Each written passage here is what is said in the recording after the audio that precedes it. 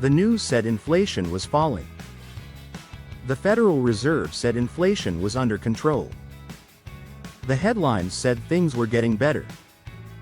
And then you went to the grocery store and paid $340 for the same cart. That cost $210 3 years ago. You're not imagining it. You're not bad at math. And you're not alone. Millions of people are experiencing exactly the same thing, while being told that inflation is falling. Today I'm going to explain exactly what's happening, and why the gap between the headline number and your actual experience at the register is real, documented, and not going away. In this video I'm going to show you 3 things. First, the critical difference between inflation falling and prices falling, because most people have never had this distinction explained clearly. Second, the specific categories that drove prices up significantly and never came back down, with the data behind each. Third, why the official inflation numbers consistently understate what most households actually experience, and what you can actually do about it. But here's the warning.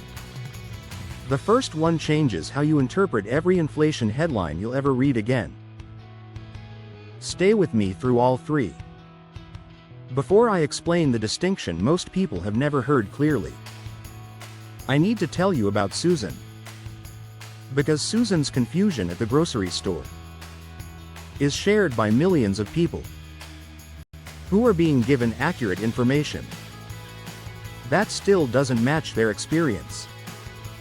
And understanding why changes everything. Susan heard that inflation had fallen to around 3%. She was relieved. She expected her grocery bills to start coming down. They didn't. Her grocery bill stayed elevated. Her confusion is completely understandable, and based on a misunderstanding that most media coverage never corrects. Here is the critical distinction. Inflation rate falling means prices are rising more slowly. It does not mean prices are falling. If inflation was 9% in 2022 and fell to 3% in 2024, prices are still rising, just at 3% per year instead of 9%.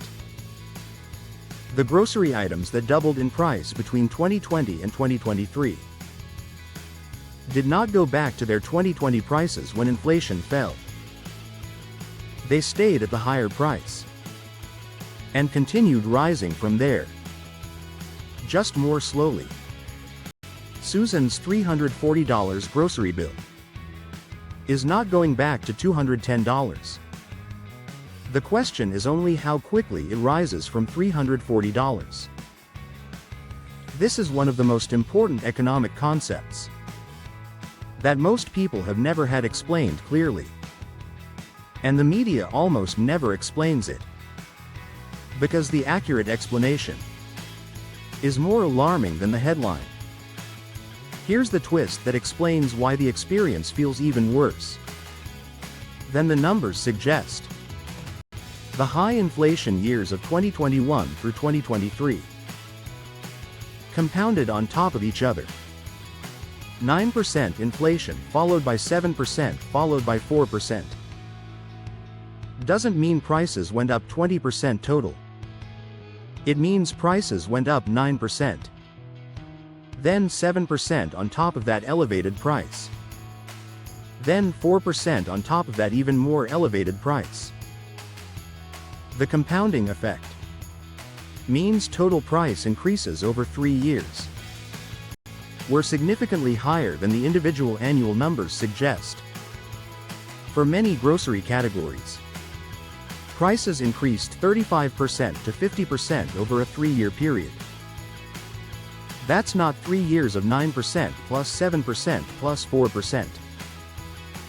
That's 3 years of compound price increases, starting from a higher base each time. Now the specific categories that drove prices up dramatically and have not meaningfully come back down. Groceries overall. Food at home prices rose significantly from 2020 to 2023 and have largely remained at elevated levels. The specific categories with the largest and most persistent increases: eggs, butter, beef, chicken, bread, cereals. These are not luxury items. They're the core of most household food budgets. Shrinkflation. The practice of reducing package size while maintaining price, meaning the price per ounce or per unit actually increased, even when the sticker price held steady. This form of price increase doesn't appear in official inflation measures accurately, and it's been widespread across grocery categories. Housing costs. Rent increases from 2021 through 2023 were dramatic in most markets. Rents that rose 20% to 40% over 2 years have not fallen meaningfully in most markets. They've simply stopped rising as fast. Insurance. Auto insurance. Homeowners insurance. Both rose significantly, and in most markets have not retreated. Healthcare. Consistently rising faster than general inflation, particularly impacting retirees and older households. Here's the most important twist. The categories with the most persistent price increases are disproportionately the categories that lower and middle income households spend the most on.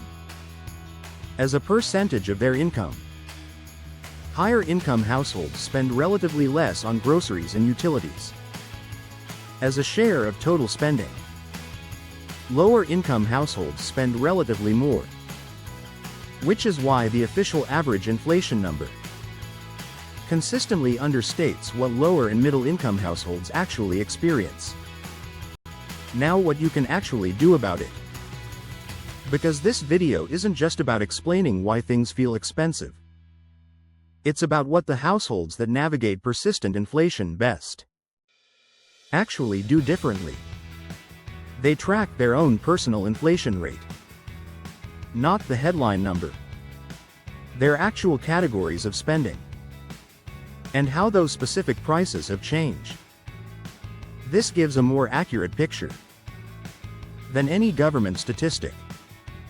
They build grocery and household budgets around realistic current prices, not prices from 2 or 3 years ago. Planning for 2024 grocery costs using 2021 expectations consistently creates budget shortfalls. They look for substitution opportunities, not as deprivation, but as strategic response to specific price increases. Store brands. Seasonal buying. Different protein sources that maintain nutritional value while responding to price changes. They build a larger emergency buffer in recognition that persistent elevated costs make unexpected expenses more financially damaging. Here's the most important twist. The gap between what inflation headlines report and what most households experience is not going to close significantly. The prices that rose dramatically between 2020 and 2023 are not coming back down. The adjustment required is not waiting for prices to return. It's adjusting budgets and expectations to reflect the world that actually exists now, rather than the one that existed 3 years ago. Susan's grocery bill isn't going back to $210. The question is only how quickly it rises from $340. This video just opened a window for you. You've seen the critical distinction between falling inflation and falling prices, the categories that rose and didn't come back, and what the households navigating this best actually do. What you do with that window is completely yours. Because everyone's situation is different. One question before you go. How much more are you spending on groceries today versus 3 years ago? Drop it in the comments. I read every single one. Next week. The housing crisis nobody planned for in retirement. How rising housing costs are affecting retirees in ways most retirement planning never anticipated. Subscribe. Hit the bell.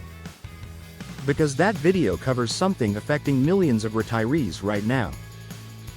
Who planned carefully and still got surprised. See you next week. Educational content only. Not financial advice. Always consult a qualified financial advisor.